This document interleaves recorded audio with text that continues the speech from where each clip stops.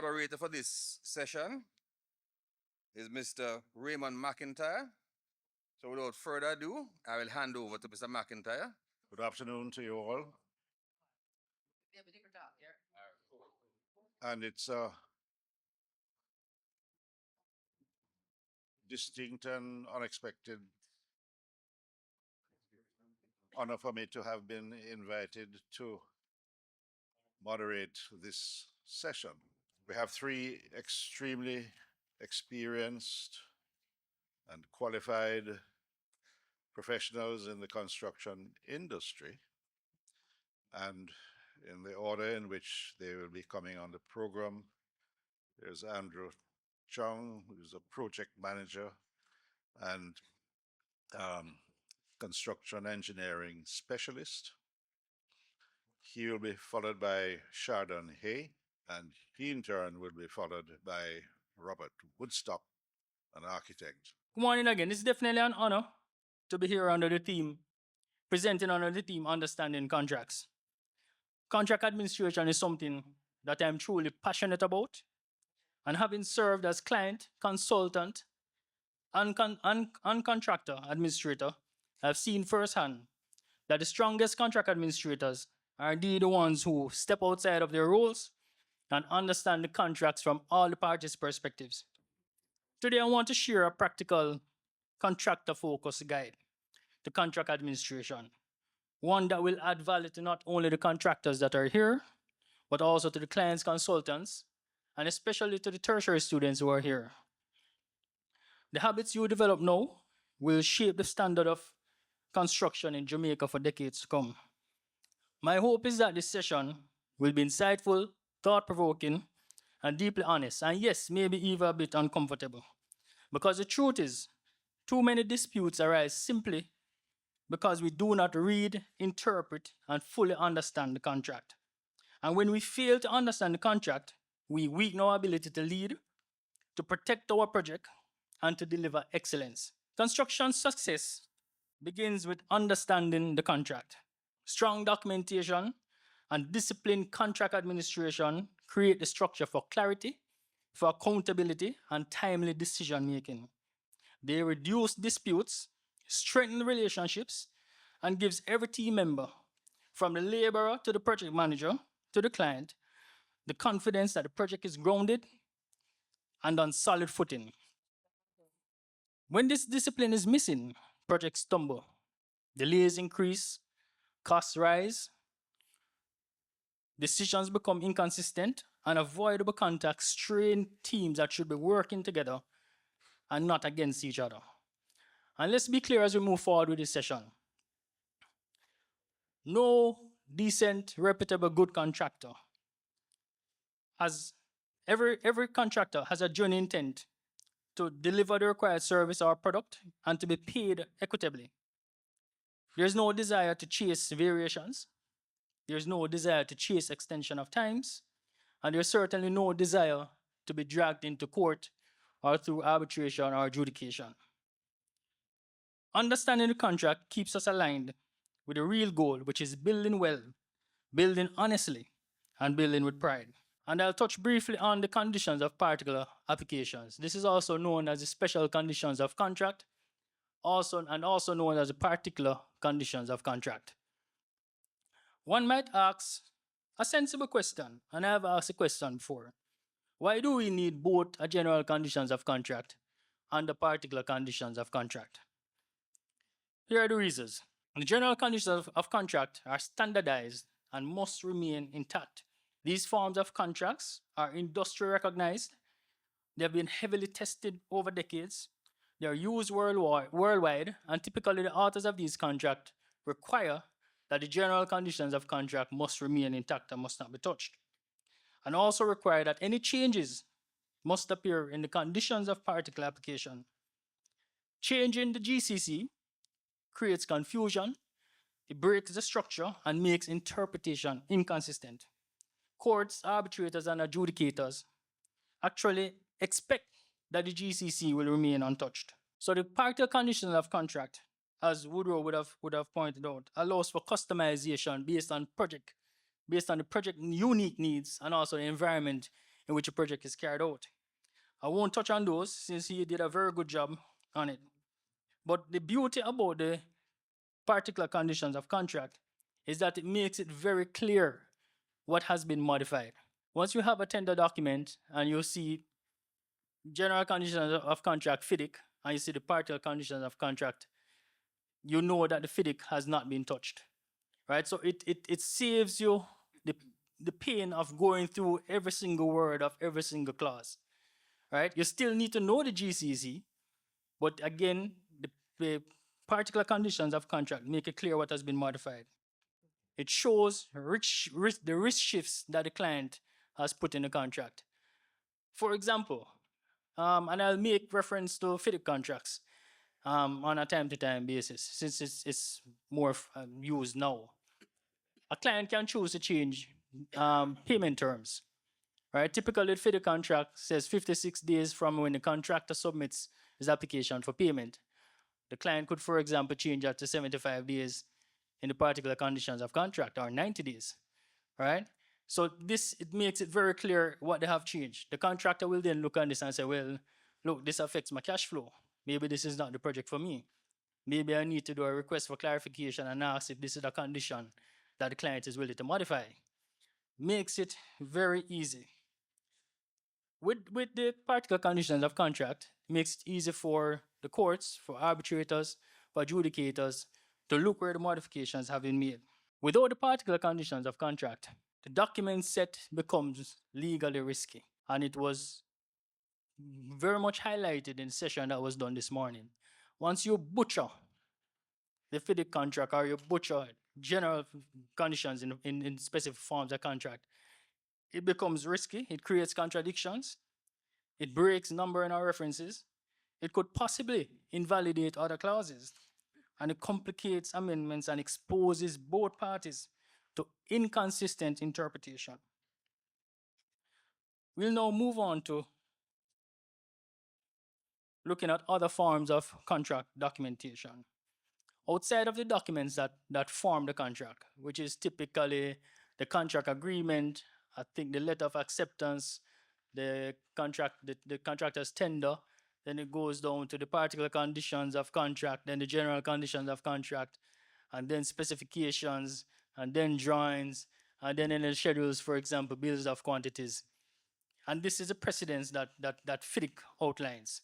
So that precedence actually resolves dispute because again, you look at specifications over drawing, drawing over BQ, right? So outside of these documents that form the contract, the conditions of contract actually require a lot more documentation that is mandatory for the contractor to submit both prior to the commencement of the contract, during project execution, and also at project completion. So before commencement, the forms of contract documentation are, for example, performance bond, or otherwise known as performance security, advance payment security or mobilization bond, insurance policies. It also has to submit a baseline schedule. Baseline schedule, which I'll go into a little more detail later, is actually a requirement for the contractor to submit to the client and receive a review and approval of the baseline. If the client fails to comment or respond to the submission of baseline schedule, it means the baseline schedule is actually deemed to be approved. The baseline schedule, purpose of it is to show activity logic, the critical path, highlight procurement activities, key dates and milestones, and also shows resource loading and sequencing. The baseline schedule is the primary document that is used for delay analysis and extension of time assessment.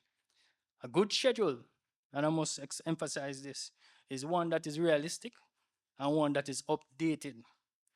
Without proper program evidence, valid claims for extension of time, and I do mean valid claims, point out deserves an extension of time claim, but if you don't have the proper updated schedule and documentation, it can be rejected and it possibly will be rejected. The contractor also submits quality plans, inspection and test plans, method statements, testing and commissioning procedures, and also HSE plans. During execution, however, he is required to submit the monthly progress reports, which would include work completed, updated schedule, delay analysis, details on labor and equipment used, site photographs, quality tests, key issues, RFIs, variations, and also HSC reports. Along with the monthly progress report, contractor is expected to submit an updated schedule. Can be done on a monthly basis. I maybe recommend a 2-week basis because that way you're able to track and make corrective actions if there are delays. The updated schedule includes information such as actual progress, logic changes, which means if your corrective actions, you change the sequence of activities, impacts of delay, the current critical path. It also shows revised start and end date of activities, and also the revised end date of the project. And we will go into a little more details further down in the presentation. During execution, a contractor is expected to submit cash flow forecasts, shop drawings, work drawings, product submittals that require client's approval. Is required to submit test reports and material certificates. And also is required to provide updated records and logs, which typically includes the site diaries, weather data, requests for informations, claims register variation logs, and HSE logs. Also will be required to submit insurance renewals. I think this is sometimes forgotten, but once there is expiry of coverage or if there's an extension of time, then the contractor is required to submit evidence that the insurance has been extended. How could I forget? Contractor is also required to submit, and one of my favorite things is to request money and negotiate for money is payment certificates. All right, this is a very important one. At completion, however, he's expected to provide as-built drawings, operation and maintenance manuals, training records, completion test results, defects and liability documents, and final statement. The alignment of schedules and records, which form the contract documentation that are generally linked to, I would say, majority of contractual disputes. If these documentations are weak or the contract administration is weak surrounding these documents, then chances are you're going to lose your entitlement to a claim. So I want you to indulge me for I would say 20 seconds. And again, Paul, this would help me speed up my presentation because again, if you're able to visualize it, I can speak less on it.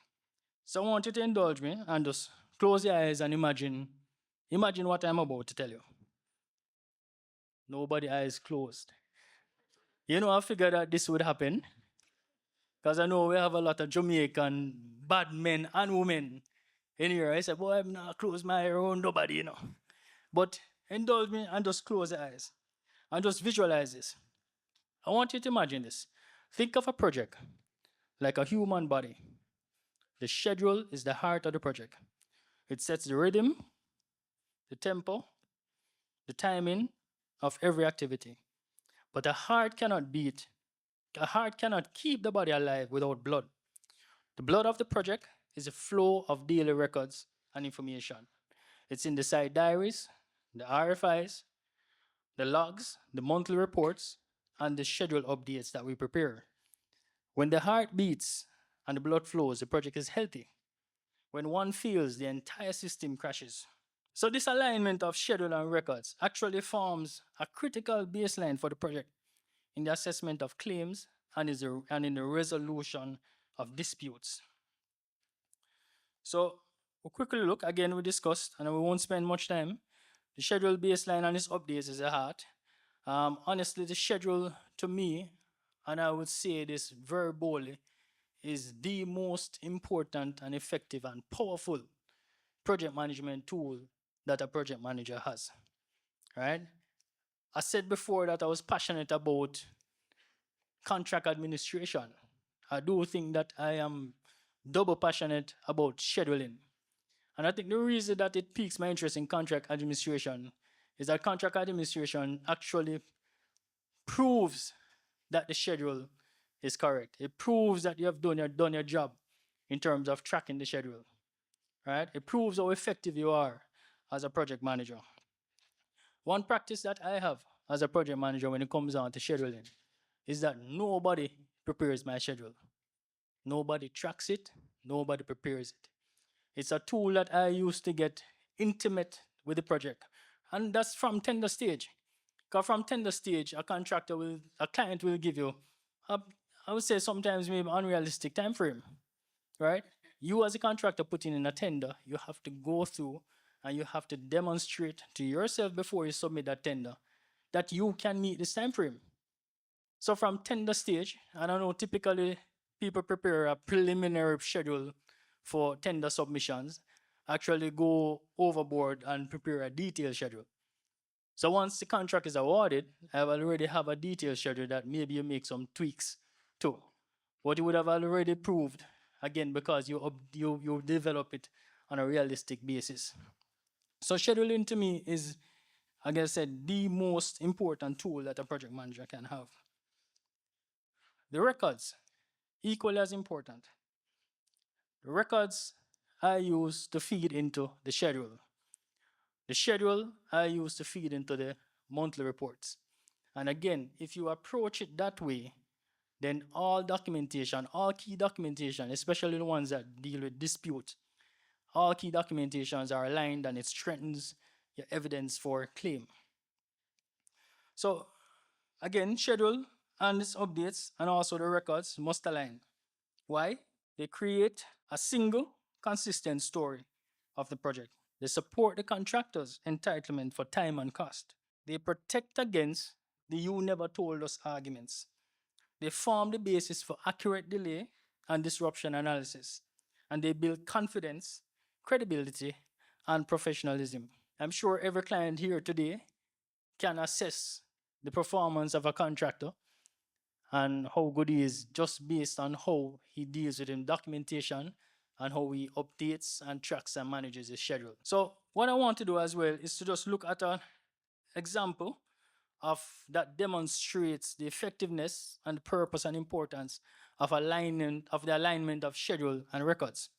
Let's look at a quick scenario. A contractor is engaged to construct a boundary wall, right? After commencing excavation, the contractor observes, and this is a very simplified project, observes poor soil conditions. The contractor immediately notifies the engineer, submits RFI 001. This is, I think, on day 4 of the project, to the engineer and requests further instructions. Engineer issues a response to RFI 001, which includes a revised structural design, highlighting soil replacement, plus a revised reinforcement detail.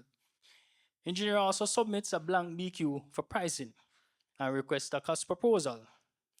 This indeed forms a valid delay event. And let's look at the baseline, because again, prior to the commencement of the project, the contractor is going to what? It's going to submit a scheduled baseline. So we look at the scheduled baseline, which again provides the activity logic, shows the duration, identifies the activities, it highlights the milestone, key date and milestone, which is completion of the block wall, and again, it shows the relationships between the tasks. More importantly, it demonstrates the critical path. And you realize the critical path here is highlighted in red. One activity here, because again, it's a simplified project, does not form part of the critical path, which is the backfill of the foundation. So let's look at key pointers when it comes on to updating schedule. And now we're getting to a part that I'm extremely passionate about. And we will go, well, let's start first. So in updating the schedule, there are some key activities that you have to, and I would say must, it's non-negotiable. You have to do if you're going to update your schedule properly. And I'll go as far as saying as well, a schedule, whether developed perfectly, a schedule is a useless tool. Remember I said it was the most powerful tool? It's actually a useless tool if you fail to update your schedule properly. And I'm going to demonstrate why. So let's start. We have the schedule baseline, we have the delays, right? We're going to track the baseline now. So in tracking the baseline, we input accurate start dates, end dates, and percent of completion of works, right? This is a foundation of a schedule being useful to you. You have to put in accurate data. Don't be tempted in order to look good to the client or look good to your boss. You're going to cheat the schedule and make it look like it is progressing better than it isn't. It's going to haunt you later down when you have a claim for extension of time, right? Next step you want to do is insert new activities that have a delaying effect, especially the ones that affect critical path activities and also near critical path activities. I'll elaborate on near critical path activities. I think generally we tend to focus on critical path only, right? The truth is, a project can have multiple critical paths, or a project can have a critical path, and then it can have multiple near critical paths. When you get into a situation when you have multiple near critical paths or multiple critical paths, it's not a good position to be in. It means the schedule is vulnerable. It means that a wide range of activities can delay the project end date, right? So you want to be looking at RFIs, for example, variations, inserting them into the schedule when it has a delaying impact to the critical path. I'm not going to say if you have 100 RFIs, you must put all 100 RFIs in the schedule. Chances are some of them are negligible to the critical path. So you don't necessarily crowd your schedule in that manner. Next thing you want to do is to create a relationship between these new activities and the successors. And we look at the example of the update shortly. You want to accurately input, and 4 and 5, I'm going to elaborate on. If it's one thing I have to say today, it's going to be 4 and 5.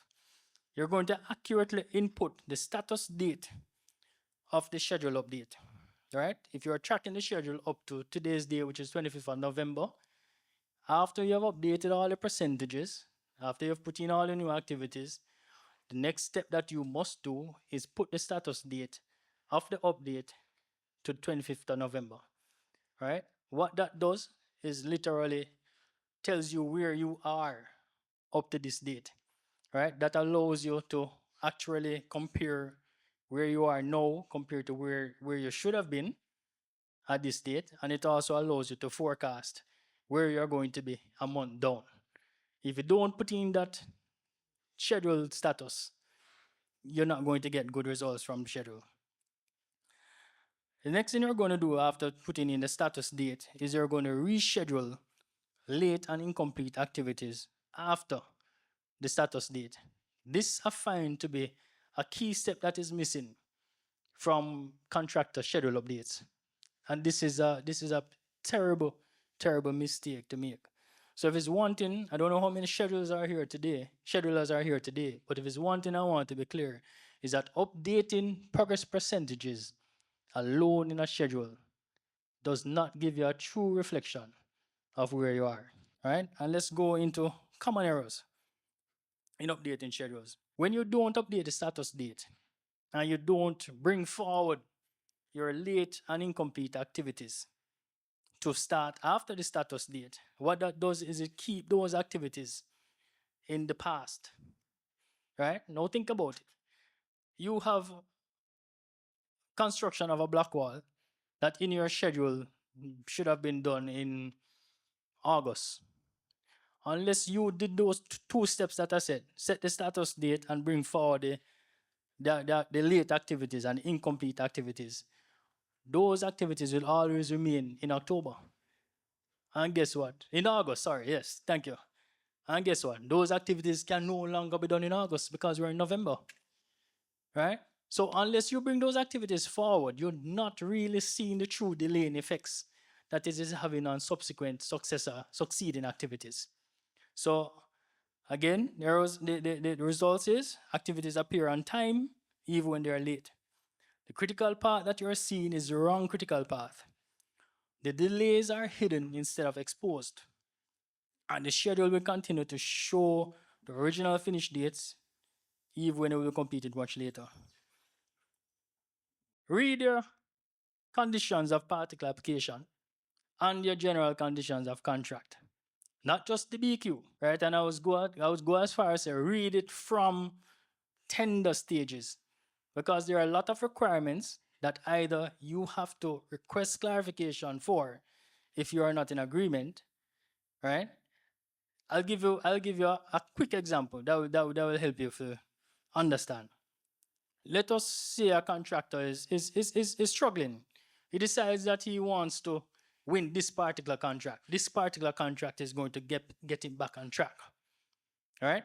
He goes all out. He ignores everything else, focuses on his competitive pricing. He reduces his typical margins to maybe 10%, right? Just to win the contract. And guess what? He actually wins the contract. In winning the contract, he then focuses on just the technical aspects. There are many delayed design changes, there are many variations, but he says what? I'm going to do the work, not focusing on contract documentation at all, right?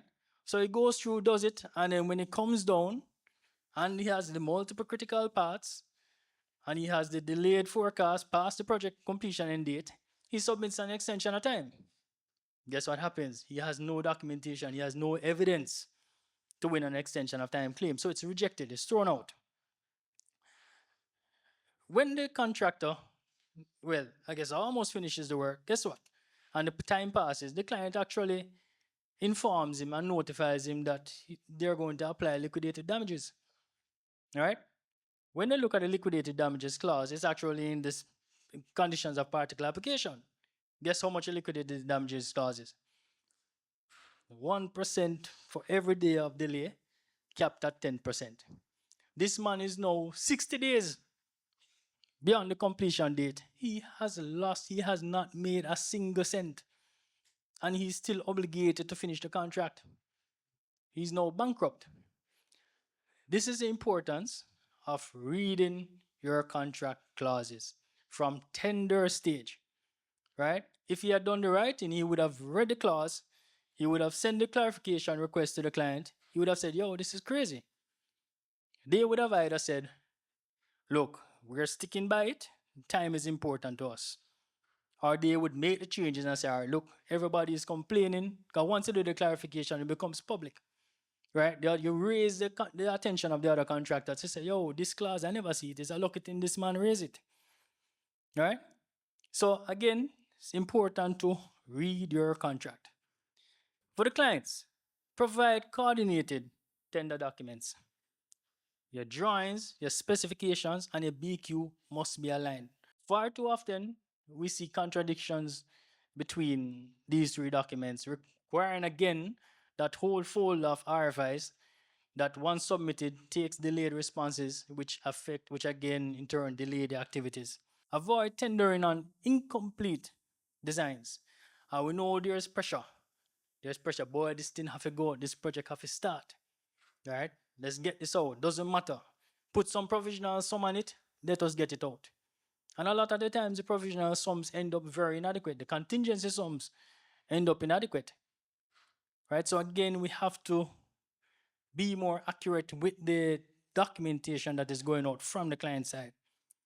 Maintain timely payments. And I need a woof woof from the contractors for this one. Maintain timely payments to avoid cash flow based delays. Give site access as promised. Make decisions and approvals within agreed timelines. And I think one of the issues that we have, and we really need to look at is to actually put contractual timelines to respond to RFIs, to respond to product submittals. Right? I think far too often, typically, I'd factor in the schedule a 5-day turnaround, up to 10, 15 days if it's a complicated question. But at times, we're waiting on RFI responses for 4 months, right? We have to be timely. If we are serious about a successful project, we have to be timely in responding to these requests. Channel instructions formally. Minimize word of mouth decisions. And we look at the consultants. Consultants here today, a raise of hands. I won't say woof woof. The woof woof tired now. Raise of hands, perfect. We have a lot of consultants. Respond to RFI, similar thing. Shop drawings and submittals within contractual timelines. We need to put them in the contract. Actively monitor and interrogate the schedule, not just receive it. Look at how your decisions impact the schedule and impact especially like long lead procurement. Keep a clear record of instructions, approvals, and refusals. Ensure drawing specs and instructions are consistent. Certify the work, money business again, variations, EOTs, fairly and transparently, and avoid vague and informal directions that are hard to evidence later. Not forgetting the students who are here today. Again, the future of the construction industry in Jamaica. Learn to read a full contract. And again, the FIDIC is a industry wide. You have access to it. Learn to read a full contract, especially the general conditions of contract. Learn to understand and interpret specifications, similar things with drawings. Learn how to develop, I would say, BQ, and also learn how to develop and track schedules. Practice drafting letters, RFIs, notices, and claims. Study how program links to, again, claims and extension of time. Actually made a blunder. Suppliers are here, but I have no guidance for suppliers. I would say to the suppliers, drop this 15-day and 30-day credit period. Extend it to 60 days, 90 days, and 120 days. We need that much time for credit. Drop the 3% and 5% discounts. We want 40% and we want 50% discounts. Can I get a whoop whoop? All right, so we've gone through a whole bunch of. My head hurting me talking about all this type of contract documentation, right? We need an easy way. What's the easy way how we can manage, how we can prepare these documents, how we can, again, yeah, prepare documents and track these documents? The simple answer to that is artificial intelligence, right? There are some key points, however, when it comes on to artificial intelligence. So again, it makes you move faster. It makes the document consistent, provides clarity. It helps you with drafting, but again, it must support. I repeat again, it must support, not replace human expertise, nor contractual judgment. So the cons of using AI, and trust me, I've learned this hard way. I've just started using AI actually, right? And now that I thought that I was actually getting with the time, I'm using Chat GPT. I'm seeing a lot of things on the Instagram and so on that tell me, oh, only people over 40 use Chat GPT. You should use this, you should use that. So I'm saying, boy, I'm thinking I get it with the times, but it seems like I'm actually behind time. So when you're using AI, key things to note, it can sound correct, but it can be wrong. You must verify. Anything with AI, verify. AI will tell you it can do something when it cannot. And I've personally learned this the hard way. I was waiting on a document for AI. They said they was going to send me a full report with images and everything in PDF and in Word. Waiting, loading. Keep on going back. Oh, you can't have it in background. All kind of foolishness. For a day and a half, I was waiting on this document. Day and a half. Till eventually, and I show you this now, I said to it, I'm not pleased with this. If you don't have the capability, why not just say it explicitly instead of putting me on? And AI says to me, you're absolutely right. And I owe you a straightforward apology. You have been patient, you have been clear and professional throughout the process, and I should have been equally direct, right? I could not believe it. I had to stop it here because there are some choice words after that I will not repeat in this seminar. So that's AI for you. AI to me is like an eager teenage assistant. They just want to please you. They want to spit out the response fast, but you have to verify. AI really works is more effective when you're a subject matter expert, right? It's not a end all and be all. Use AI to prepare your drafts, right? And then you refine the structure, you refine the content. But it's actually an amazing tool to have. But again, it's just a tool. Key takeaways, we're closing it now. Contracts are not just legal documents, they are project management tools. Understanding the conditions of particular application and the general conditions of contract is essential, not optional. Documentation is power. Diaries, RFIs, notices, and schedules are how entitlement is proven. The program is the heartbeat of the project, and I want you to really take this away. Not just a date chart. The flow of information and records are therefore the blood of the project. Really want you to remember that. Real construction issues, and I think Richard would have alluded to it earlier, come from unclear documents. It's not from the concrete or the rebar or the work. Unclear documents made the process and made the project really difficult.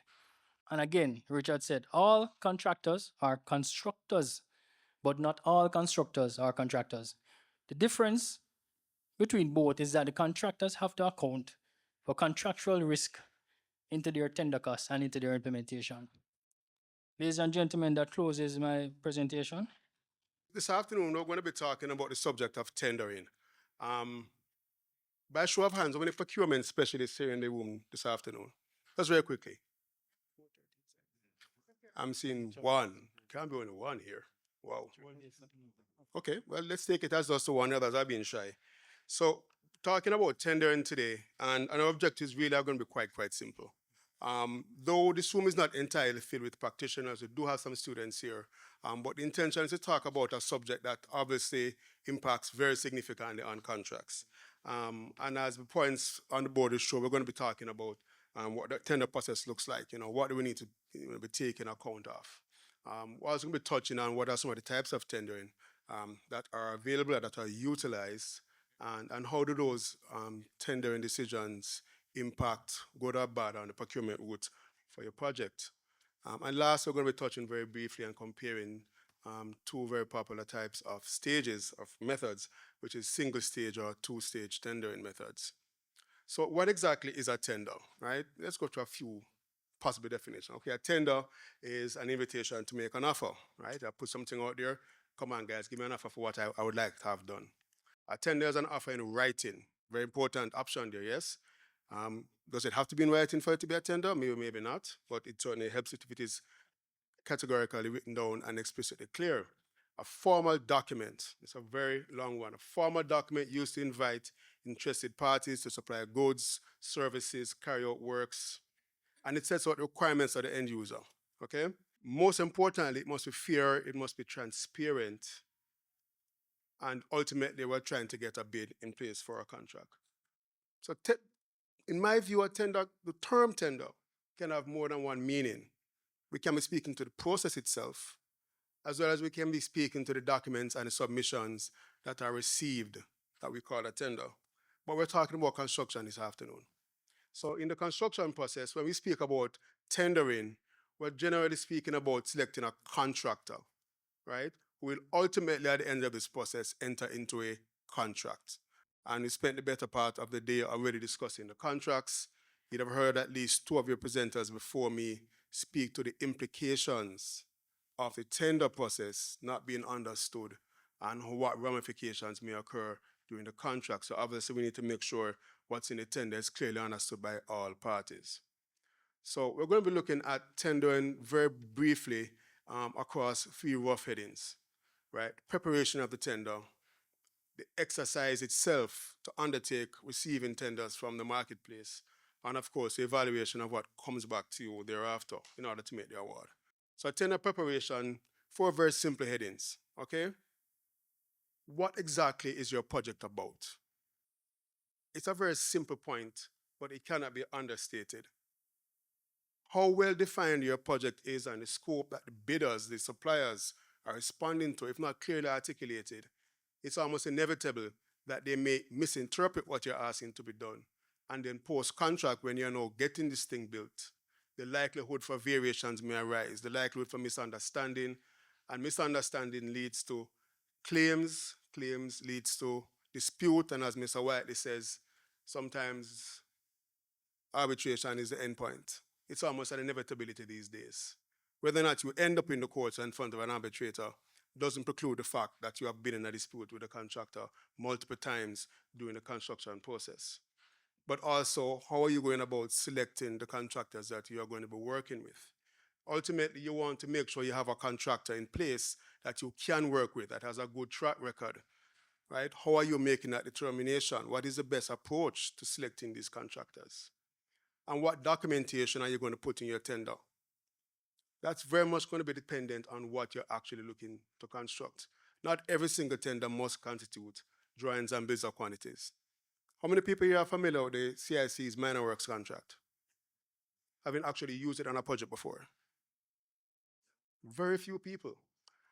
And yet still, the marketplace that it is intended to support, the lower end of the marketplace, though the document said 20 million at the time of publication, it can be used for larger projects, but it's meant to treat with simple projects of a short duration. And would you believe the minor works does not require bill of quantities as a basis of establishing the contract sum? It has about 3 different methodologies, one of which is drawings and specs, which my learned colleague will be speaking about after I'm finished. So yes, the tender documentation can include bills of quantities, but it is not absolute. And certainly it must be predicated on the type of procurement route that you're undertaking, the type of contract you're trying to do, and whether or not at the time of tender you actually have a complete design. And lastly, the criteria for selecting these contractors. Are they financially sound? Do they have a good track record? How do we ensure that we're getting a contractor that is a good fit? Have they worked with the members of our team before? Are we likely to be putting the cat amongst the pigeons? The actual tender exercise, when we push out the call for tenders, how would that be done? Will it be done electronically? Will it be done by hard copy? Show of hands here for the consultants. When's the last time you sent out a tender hard copy in the mail or by bureau? I will be surprised if there's at least one. Doesn't happen anymore. And yet still, e-procurement, though the government of Jamaica has implemented it, has not taken full root in a formal, structured way in our industry, at least not in the private sector. Because what it does require is a portal that is above question, that is transparent, and that allows a bid document that cannot be manipulated, but at the same time will allow for the contractors sufficient flexibility to be able to input a tender that matches the request made. During the actual tender itself, the responses to the invitation to tender are going to result in, or should result rather, in a timely response by the consultants. A failure to respond in a timely manner or in a fully comprehensive manner puts your tender at risk. Simply put, if the contractor is asking for more information, let him or her have it. It does not augur well for the project for there to be ambiguity before you have even begun to create an arrangement to proceed with the work. And at the same time, while the contractors are putting together their bid, while they're developing their offer, they must be able to fully understand exactly what you're asking of them to build.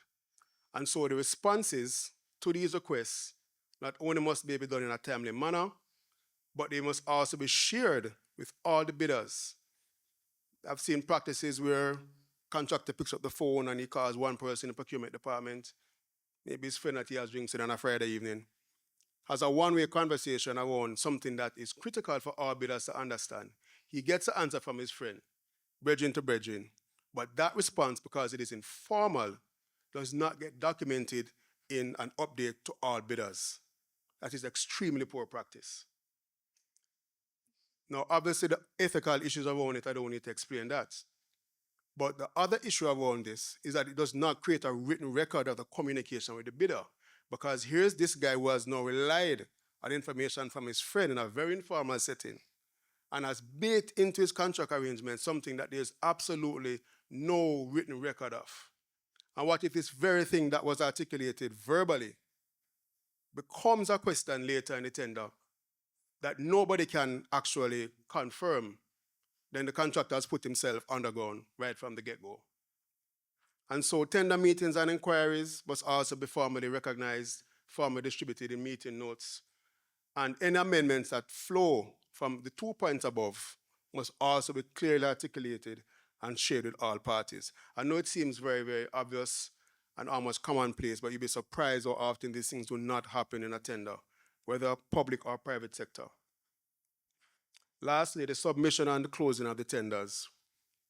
Very often we get requests for extensions of tender a day or two before. In fact, while I'm sitting right up there, I got a call from a contractor. Can I get the extension for the tender due on Thursday, push back another 2 weeks?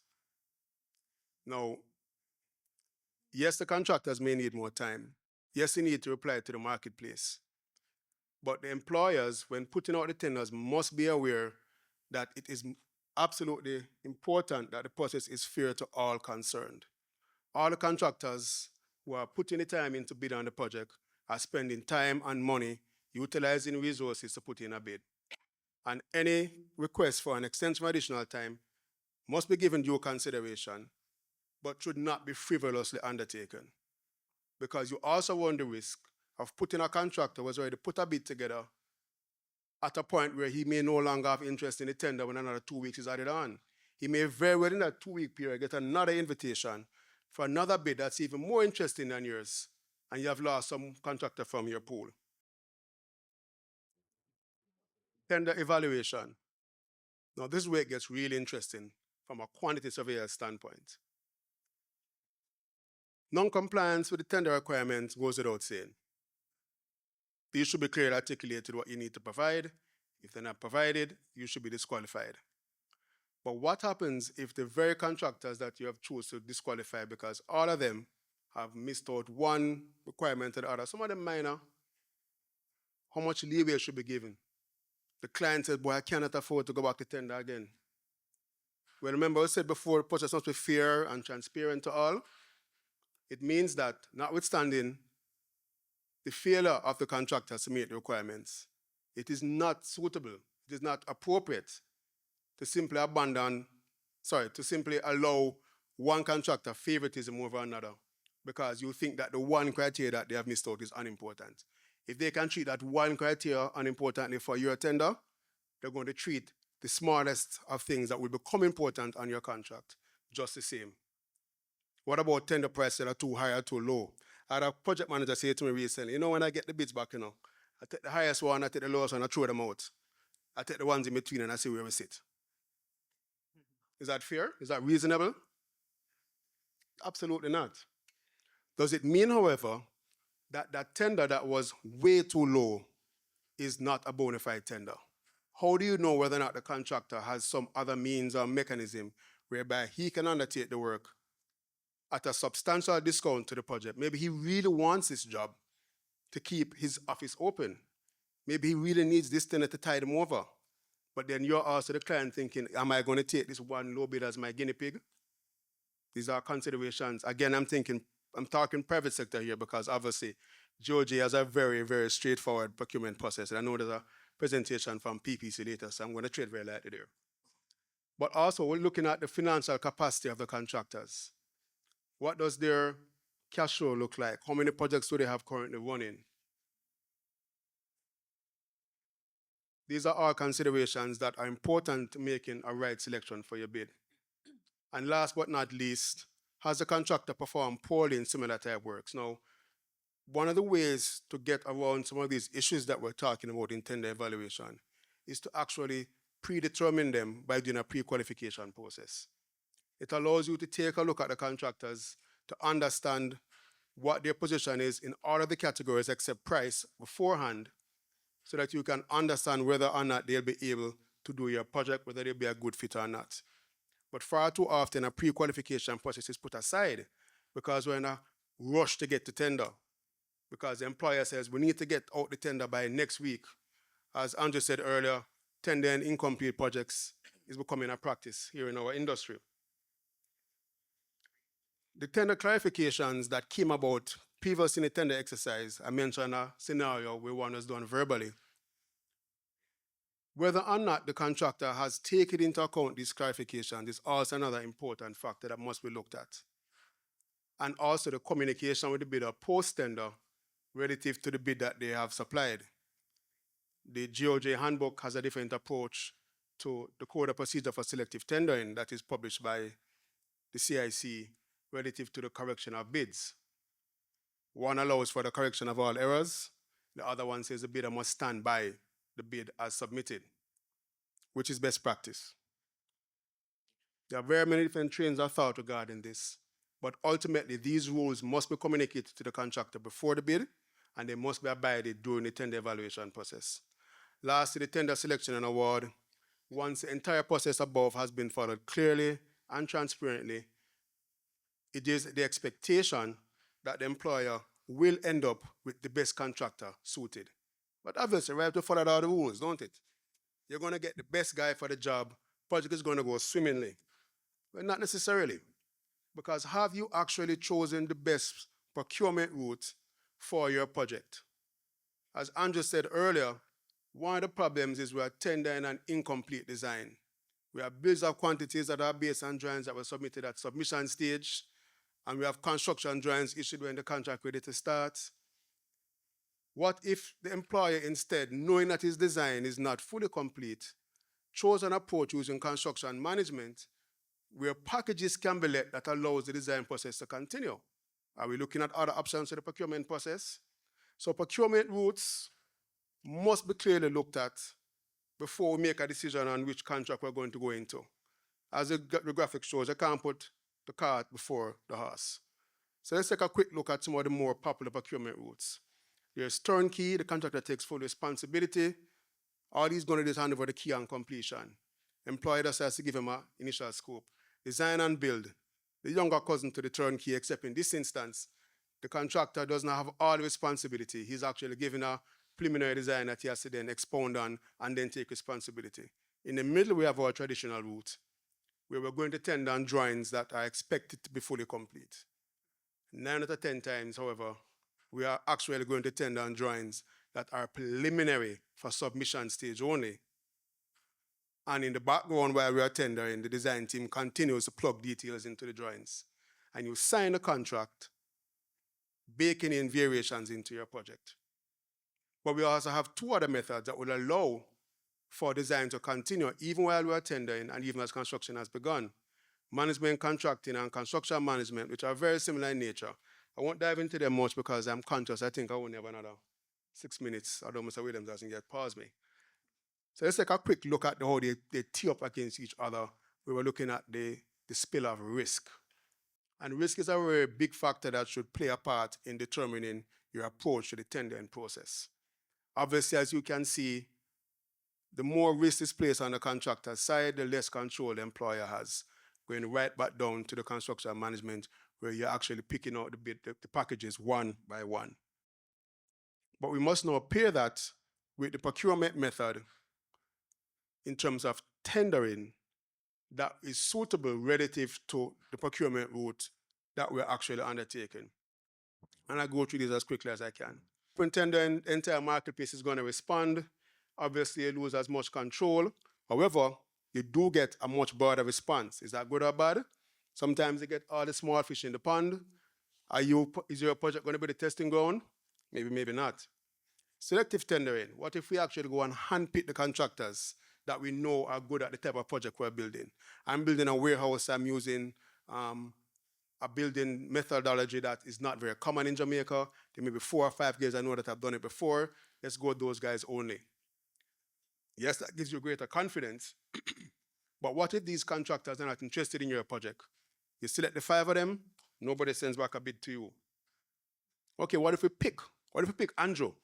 Andrew came up here, very experienced contractor, sitting in the presentation here today, and you hear Andrew talk about how well he can manage a project. That's the guy I want for my job. And you sit at a table with him and you begin to negotiate with him. Yes, it does give you a much better outcome because you're having an open dialogue on the premise of the contractor being open and fair with you, right? It reduces the risk, the cost of tendering, but what it also does, it throws out the competitiveness out the window. Andrew is not especially bound to give you a competitive bid. He's at the table. He knows there's nobody else. So he's going to give you a sharper pencil as he thinks you're seeing. What about serial tendering? Now, in this instance, you may have a particular setup where you have a couple of projects that you're planning to do. And what you're interested in doing is getting a tenderer on board that you're going to be doing multiple projects with them. You're establishing trust, you're establishing a relationship. We agree a schedule of rates. And as the projects begin to build out, we're going on the basis of these agreed rates. It can reduce your tender time, and you'll actually encourage the suppliers to work hand in hand with you and generally foster a better working relationship than you do in the more traditional adversarial approaches. And that brings us to framework tendering, where you have a client that has maybe a number of years of projects lined up. They're looking to pull from the marketplace consultants, contractors, etc., and they ask them to pre-qualify ahead of time. It puts you in a position to have a pool of consultants and contractors who are already pre-qualified, who are understood to be able to undertake the work as and when needed, and they're on call. And when the projects do pop up, you begin to pick from that pool. Even if you have a particular project that may suit 2 or more of the consultants, you can always build in another mechanism to select from them competitively. And that brings us then to single and 2-stage tendering. The single stage is our traditional approach, right? We have an invitation, the tender based on fully complete designs. Contractor comes in with a full bid, and we make sure that we follow the process to review, and ultimately we should end up with the best selected contractor, right? But as we've shown before, that is entirely predicated on how good your tender documentation was, how good your procurement route is aligned with actual details of your project. And so in enters a two-stage approach, which allows you to have the contractors begin to tender on a technical basis beforehand. It allows you to begin to bring the contractor to the table earlier, and ultimately gives you time to work out buildability issues. What are some of the benefits? Well, you can see them up on the screen. I won't bother to read them out to you, and I believe the slides are going to be shared, so you'll have time to look at them on your own time. And we quickly take a look at the risks as well, because everything comes with risk, guys, right? So what I would say in closing, ultimately, is that the tender process has ultimately as its primary objective to be able to put you in a position to enter into a contract with the most suitable contractor that meets the needs of your project, right? But the time and the cost cannot be your only variables. There are many things that can make or break a project during its execution. These must be taken into consideration before you have invited a contractor to the table. So beware or bring the arbitrator on. Ladies and gentlemen, thank you very much. Okay, we'll follow the same format. Are there any questions for which answers are required? To what extent your presentation is consistent with the procurement guidelines, assuming that the projects that are the largest projects being put out to the industry comes from government. You have mentioned a number of options which suggest that these would be outside the current procurement guidelines. The other issue that I also was a comment is that I would assume that what we want is a process that provides the best solution. And I would define that in terms of being on time and also being cost effective. And does your proposal that we should use the lowest tender obviate that risk? Because from your profession, I'm sure you can just look at a tender and say, what is this guy doing? I, in fact, did make the point that we were not necessarily speaking to GOJ procurement process only, but private and public sector. So obviously, yes, there are quite a number of methodologies I've mentioned just now that do not align with the GOJ procurement process. That being said, I think it is worthy of consideration from the standpoint of the number of government projects that we have that don't necessarily run on time or stay within cost. And I think there's always an opportunity to take a look at how well something has performed and make a recommendation for review. I think Mr. Whiteley mentioned earlier that there is some current review being undertaken of the procurement process. As far as recommending the lowest bid, I don't think I actually did say that. But yes, the tender procurement process currently is supposed to reflect the lowest qualified tender. And so to that extent, yes, there's an expectation. And I'm going to see Mr. McIntyre, who obviously has, you can say that on the mic, sir. I think that's best coming from you. No, I prefer it come from Best value for money is what he said. And I do think there is some subjectivity in measuring that, quite obviously. But I think what is most important is that every project must be measured, I think ultimately at the end, measured not only on how well it did, but how well it did against its tender evaluation. I have at least one project that I'm currently working on where what we had at tender stage, what we recommended, was not followed. And I can go on the record and say that absolutely the things that we said would happen have happened. And so, yes, I do think there's opportunity for review in that context. But I think ultimately that will sit with those persons at the Ministry of Finance in the public procurement policy unit. When bidders are asked to indicate their resources in the tendering process, including qualified labor, the type of professionals on their team, and you sign a contract and you anticipate that said contractor will bring those resources into the project. And what we're finding is that there is a challenge with the professionals on the contractor's side as well as their site personnel in terms of competence level and in terms of this skilled labor force, both in terms of quality and quantity. But upfront, they would have indicated that they have all the access to these things. How do we treat with those matters? Because it's a real problem. I'm from Housing Agency of Jamaica, and it's a real problem.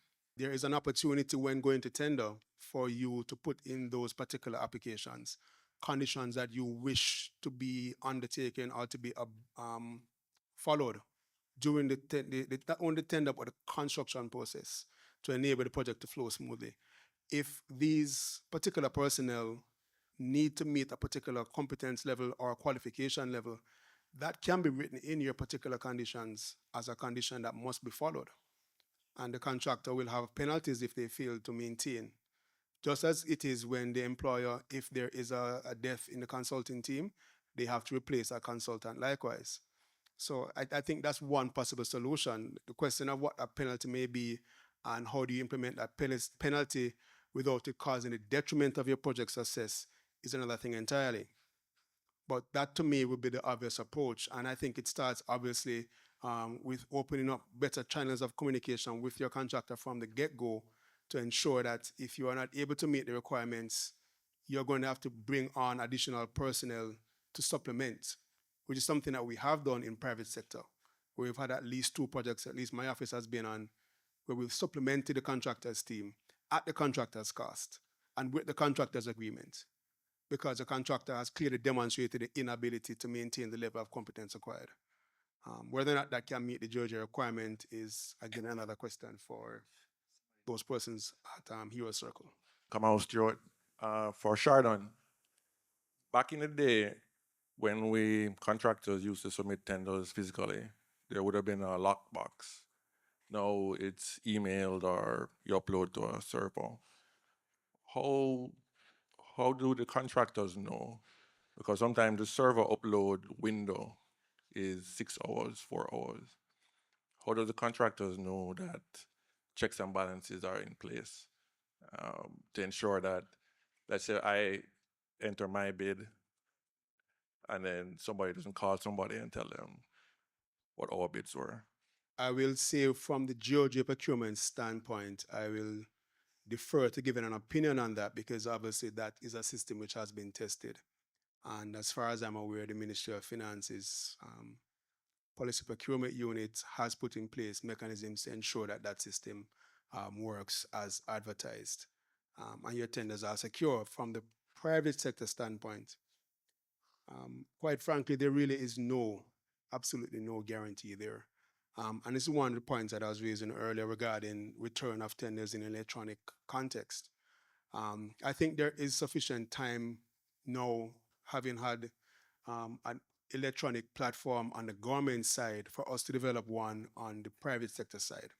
And I think the Construction Industry Council sits in a good position to probably spearhead this. These things do exist overseas. I know in the UK there are multiple electronic platforms that not homeowners, but developers and employers can subscribe to and use for the purpose of issuing their tenders. It's very well tested, and certainly I think under the umbrella of the CIC, it would have the relative and required credibility to make the industry take root with it. But that to me is the only way that we can go forward to move that particular issue. Right. We now have a presentation by famous, renowned architect.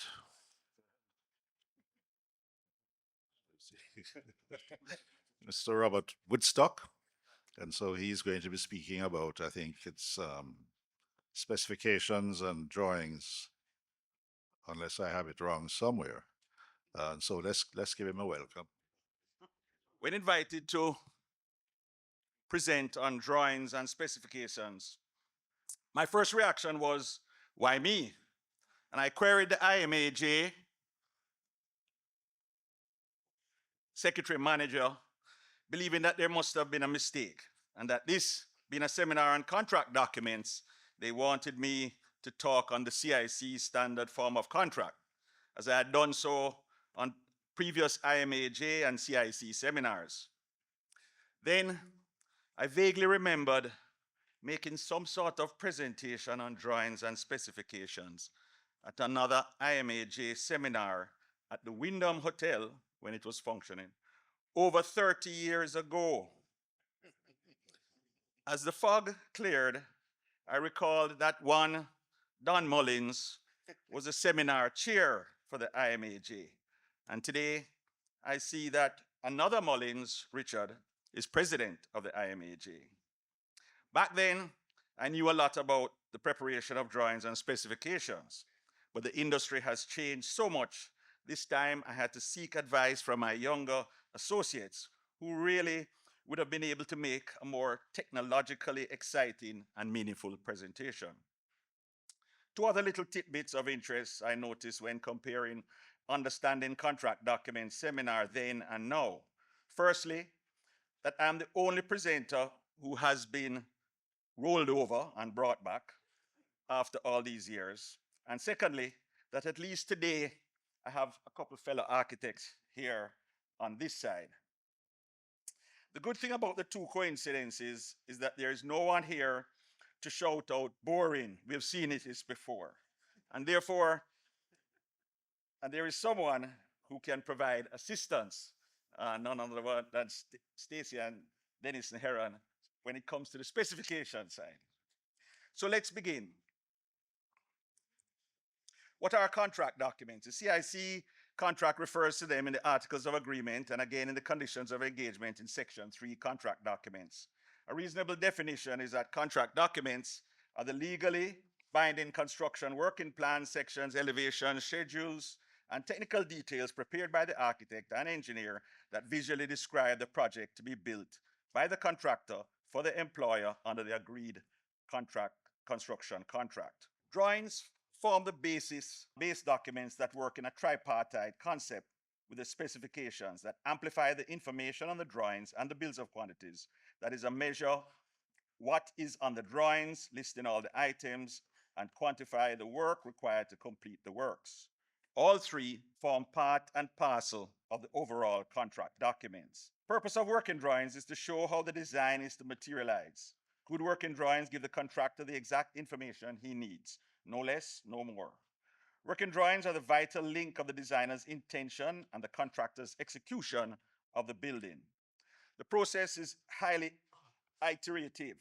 Architects and engineers often need to look back to the previous stage to make modifications or changes based on the testing and feedback before proceeding to the final stage. Typically, on a building construction projects, the drawings are divided into two disciplines, architectural and engineering drawings. In Jamaica, the standard types of architectural drawings, as noted in the Jamaica Institute of Architects Client Architect Agreement and Conditions of Engagement, commonly called the Blue Book, are those produced in the three first stages of an architect's normal services, i.e. schematic design, design development, and construction documents, more commonly known as working drawings. For consultant engineers, the main stages are preliminary design and detailed design. This slide provides a graphic representation of the same elevation of a building and how it looks at the three architectural drawing stages. Top left, schematic design, top right, design development, bottom left, working drawings, and then the actual construction. The Royal Institute of British Architects, or RIB, has made several changes to its work stages and drawing nomenclature over the years, with this being one of the recent ones, where none of the recognizable old terms like schematic, scheme design, design development, working drawings, detailed design, construction documents, and final design are visible and are replaced by new jargon such as strategic definition, spatial coordination, and technical design. Thankfully, members of the JIA are at one when it comes to understanding what drawings are required. Unfortunately, many clients and most, if not all, government agencies have no idea as they try to maneuver information from several sources and get totally confused. So we continually see requests for proposal requiring a scheme design after design development or construction documents before design development. The best way to explain the various drawing stages is to graphically show them. Schematic design, as the term implies, means symbolic, simplified, diagrammatic. The GIA uses the term sketch, as these drawings convey in a preliminary conceptual way the visual overview of the building's layout and form. The engineers, civil, structural, and MEP services engineers review and respond, making calculations and providing important advice on engineering elements. Typical drawings are plans, sections, elevations, and simple three-dimensional drawings. The design development stage, as the term implies, are drawings produced after the design ideas and concepts have been reviewed and developed in greater detail and complexity while taking the engineer's recommendations into consideration. The engineers typically produce preliminary drawings showing the structural and MEP services systems and outlining sizes, typical details, locations of equipment, etc. Many times, it is at this stage that a three-dimensional rendering is also produced at the client's request. This gives the client a very good idea of what the building will actually look like, the materials used, the colors recommended, and its overall character and presence. Once the client has signed off on the design in general, the next stage is the working drawing stage, where the architect and engineers prepare detailed drawings for the entire building, inclusive of plans at various sizes, all external elevations. Working drawings are critical and have to be extensive and accurate with design going from the macro to the micro level. As the famous architect Mies van der Rohe said, God is in the details. As noted earlier, as the original and main part of the tripartite concept, the working drawings form the basis for the production of the bills of quantities and the specifications. Accuracy and precision are therefore critically important. But we are all human, working to impossibly tight client-imposed deadlines, spending too much time trying to work out specific details on a low-field project, and inevitably making mistakes. That is why it is so important to have checks and balances and an experienced professional on board as an internal reviewer and coordinator with the engineering consultants and the quantity surveyor. Regular team meetings and coordination meetings will greatly assist in reducing the typical problems associated with drawings.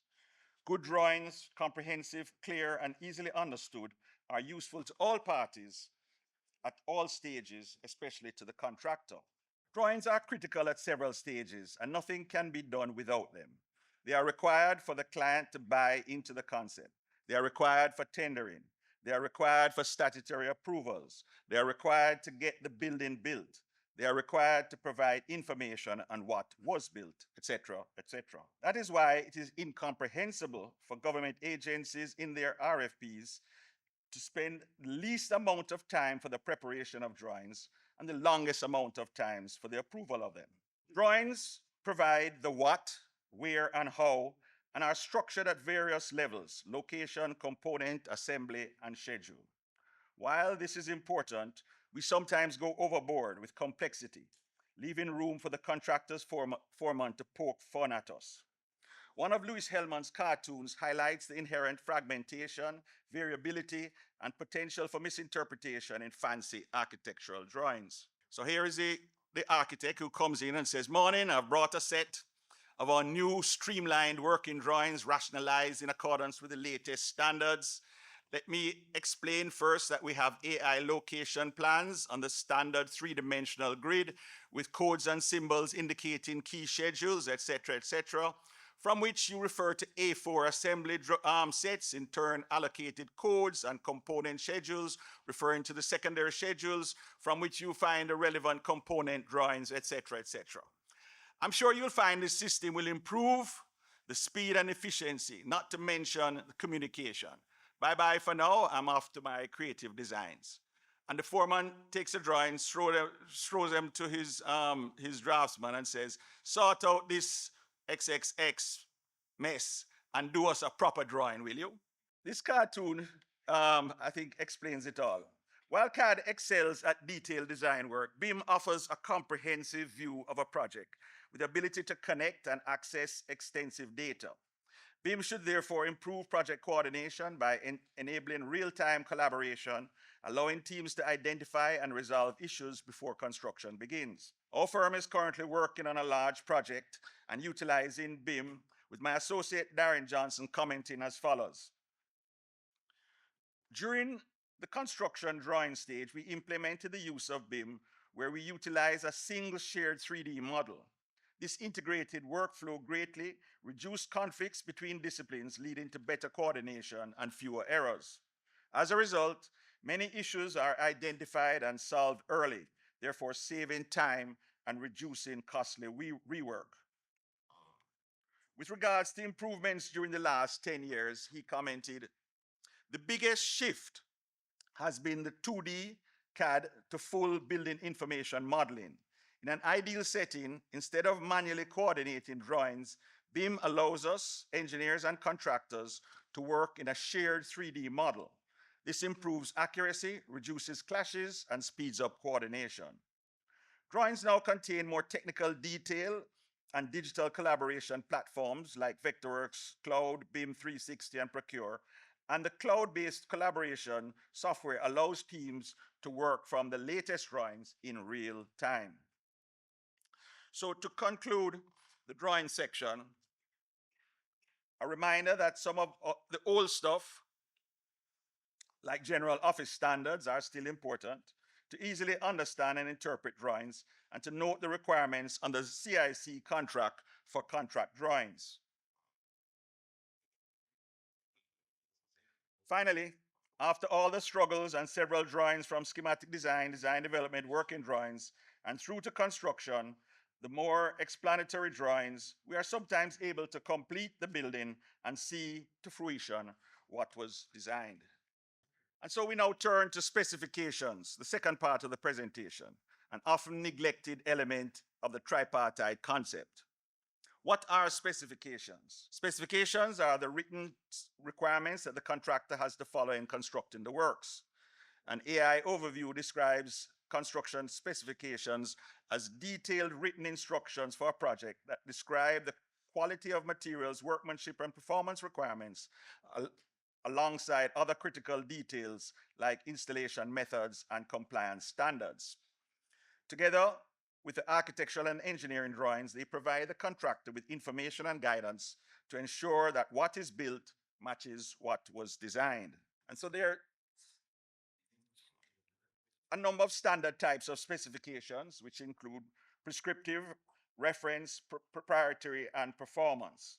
The prescriptive specifications specify the materials, methods, and processes. Descriptive specifications dictate specific details such as the types of materials, dimensions, installation methods, and quality standards. They are helpful when there is a need for precise control over construction process or when regulations, codes, or industry standards mandate certain materials and methodologies. Reference specifications are a type of specification that provides a comprehensive list of industry standard documents, codes, and standards in a construction project. And proprietary refer to specifications that specify in a particular brand or manufacturer for the use in the construction project. Unlike open or non-proprietary specifications, allowing multiple options, proprietary specifications limit the choices to a specific product or manufacturer. And then, most importantly, performance specifications, which focus on the project's desired outcome or functional requirements rather than prescribing specific materials, methods, or processes. Performance specifications outline the desired performance criteria, allowing contractors and suppliers to determine the most suitable approach to meet those requirements. This type of specification provides more freedom in finding solutions, encourages competition, and allows for the use of new technologies and materials. In the old days, it was the quantity surveyor who would include a standard specification section that would usually have between 12 17 sections: excavation and earthworks, then concreting, walling, masonry, roofing, etc. Then a lot of architects who were trained in the United States introduced the suites catalogs that included proprietary specifications from manufacturers based on a 16 division format that was compatible with a 5-digit code that was used by the American Institute of Architects master spec and the Construction Specifications Institute specs text. And these are the original 16 divisions listed somewhat similar but a little more expansive than what we used in the beginning. The 16 divisions of construction, as designed by the Construction Specifications Institute's master format, were the most widely used standard for organizing specifications and other written information for commercial and institutional building projects in the United States and Canada. In 2004, CSI's master format increased the number of divisions from 16 to 50, and this list has continued to be updated and revised since then, with new numbers, titles, and a new division added in 2010, 2014, 16, and 18. A typical descriptive specification would be divided into 3 parts as per the Uniform Construction Index. Part 1 is general, which gives general information such as a description of the work, what is included, the related work, quality assurance, manufacturing standards, design criteria, submittals, project data, certification, shop drawings, samples, delivery, storage, handling, etc. Part 2 is the product or materials, the manufacturer, the materials, the finishes. And part 3, the execution, how the installation and warranty. The CSI explains that each division represents a different aspect of construction, such as concrete, masonry, or electrical. Within each division, there are further subcategories that provide more specific information. For example, Division 3 metals include subcategories such as structural and metal framing, metal decking, and ornamental metal. These subdivisions provide even more specific information about each division, making it easier to find and use relevant information in construction projects. By using this standardized system, construction professionals can communicate more seamlessly. Specifications typically include detailed information about various aspects of the project. General information, the specifications often start with the general information about the project, including the project title, location, owner's name, project identification number, and other project-specific details. Then the scope of work describes the nature and extent of the construction project, including specific tasks, deliverables, and objectives. 3, the materials and products. The materials and products section may include information on the quality standards, performance criteria, installation requirements, and any specific brand or manufacturer preference. Construction methods. This section outlines acceptable construction methods, techniques, and processes during project execution. These construction methods include instructions on preparation, foundation work, framing, finishes, electrical systems, plumbing, VAC, and other relevant construction disciplines. And quality standards. The quality standards section includes compliance with industry standards, building codes, regulations, specific quality assurance, and control measures. Then we have execution and coordination, where the specification includes instructions on how the project will be executed and coordinated among contractors, subcontractors, and trades. Testing and inspections. Specifications may outline the testing and inspection requirements to ensure compliance with quality standards. These testing and inspection requirements may include details and required tests, sampling procedures, frequency of inspections, and acceptance criteria. Then we have special requirements, and in some cases, the specifications may include special requirements or considerations unique to a particular project, such as sustainability goals or accessibility requirements or historic preservation guidelines, and so on. And finally, contractual and legal considerations, where specifications may incorporate contractual and legal provisions related to the project, such as insurance requirements, indemnification clauses, dispute resolution procedures, applicable laws, etc., etc. So the CSI master format system has many benefits for construction and construction professionals. Consistency, efficiency, clarity, and compliance. Our firm uses SpecLink, and the website, as you see there, says that it's a cloud-based centralized specification software that uses automated workflows, smart linking technology, and CSI standard content to create a dynamic, credible, single source of truth throughout the construction lifecycle. There are many different levels of specs for each type of drawing or project. For example, for this schematic design stage, we use the outline specs, which are around just a few pages, around 30 pages. For the design development stage, we use short specs, which will be around 100, 140 pages. And then for the full specs, or for contract documents, we use the full specs, which can be anywhere up to 600 or up and more pages of specifications. So the pros and cons of this, one of the advantages, it's cloud-based. It uses the CSI format. It's an all-in-one specification management software, and there are others. It boosts project efficiency, improves quality and accuracy. But some of the advantages, same thing, it's cloud-based, it's updated annually. The cost per annum for most of us is prohibitive. And you have to, it's not a one-off thing that you buy and can use. You now have to renew annually, and it's one key per person. So if you have a number of people in it, it's quite a few thousand US dollars. So it's expensive if unless you have large projects to work on, generally. So it makes sense on larger projects, and its usefulness outweighs some of the issues. I've outlined some of the benefits of the CSI master format. That include consistency. It provides a consistent and standardized format for organizing construction information, making it easier to communicate and share information between all project stakeholders.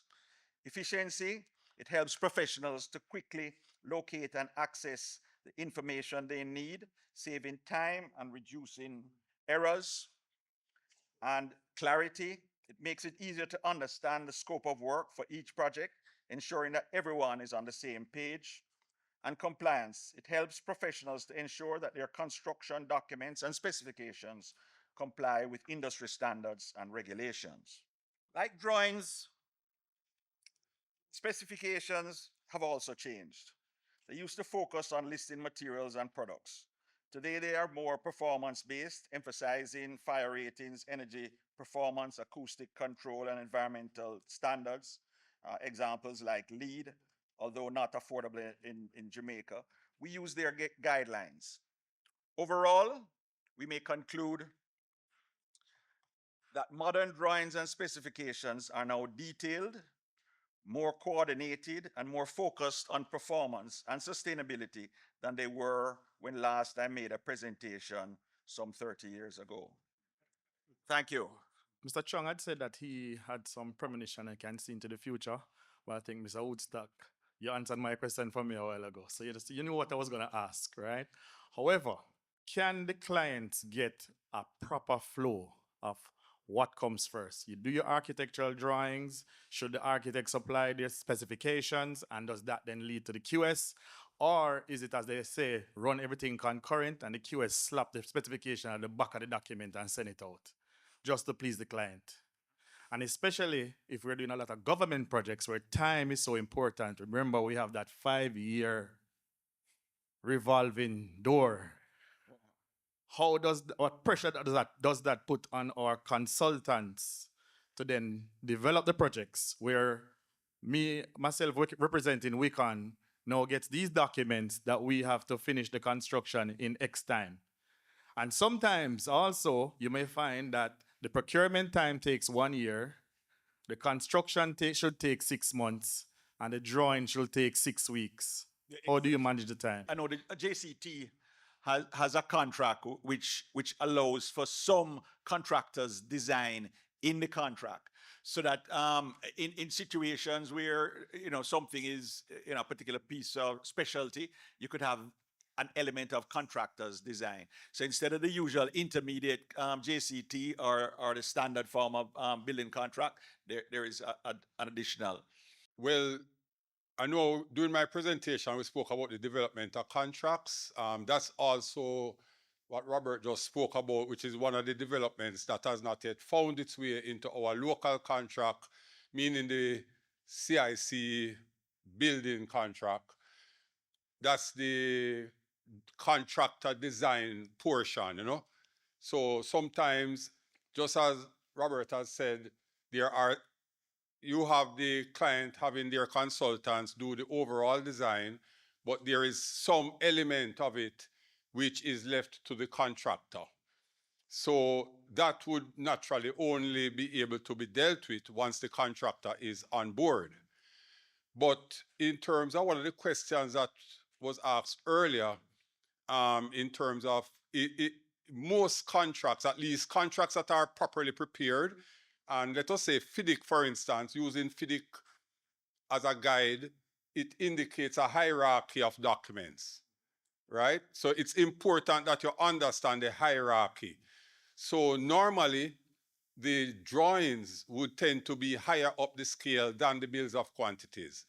The documents that are higher up the scale take precedence. So if the builder is going to build, irrespective of what is in the bill of quantities, the drawings take precedence. That's what he's to build. And then after that, we'll have the administration side of the finances and the timing, catching up with that by way of claims, extension of time, and that sort of schematics. Another methodology that we have used once, and I don't think you'll be able to do it under the government procurement system, and I think Shardan alluded to it in a sense, which is the integrated project delivery, where the client, the architect, the consultants, and the contractor basically become one team. And if once you get everybody on board, it's a great system to work with. And there's a sort of, if everything comes in under budget, I think the funds are split, and if it goes over, then you have systems to deal with it. Okay, ladies and gentlemen, that concludes my operations here today. Thank you.